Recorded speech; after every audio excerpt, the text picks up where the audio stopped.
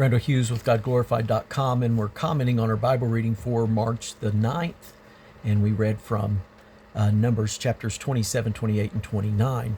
And in chapter 27, we talked about the laws of inheritance when there was no sons, dealing specifically with the daughters of Zelophehad.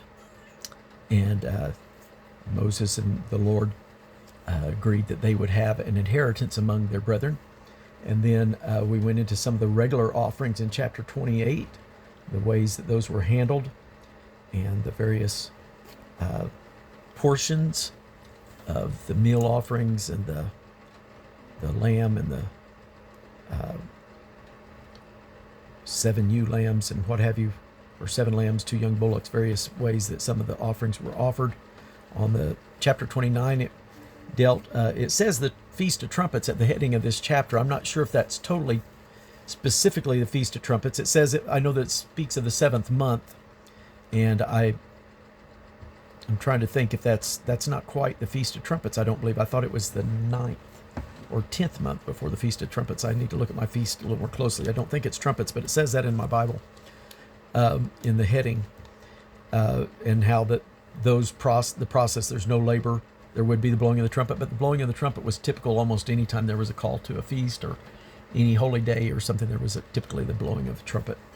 And then the way that the various sacrifices would have been handled, then starting on the 10th day, once again, both of those, the first day of the 7th month and then the 10th day of the 7th month, no labor.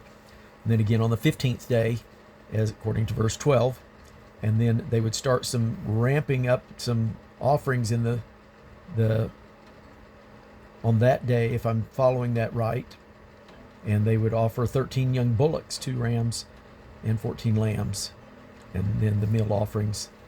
And then on the 2nd day, they would offer 12 bullocks, and then 2 rams and 14 lambs, and the meat offerings, and then a kid for the goats for the sin offering. And then on the 3rd day, 11 bullocks, 2 rams, and 14 lambs. And then at the 4th day, 10 bullocks, 2 rams, 14 lambs. And then on the 5th day, 9 bullocks, 2 rams, and 14 lambs. And then on the 6th day, there would be 8 bullocks, 2 rams, and 14 lambs. And then on the 7th day, there would be 7 bullocks and 2 rams and 14 lambs. On the 8th day, you would do no work. And looks like it would be back to some of the normal sacrifices then, or any additional sacrifices for your various free will offerings, burnt offerings, and meat offerings, and drink offerings, and peace offerings. So just a high level look at some of the feasts there, and some of the sacrifices, how those sacrifices would be offered throughout that time. And so that's going to conclude our comments for today for March the 9th. Pray you have a great day in Jesus. Amen.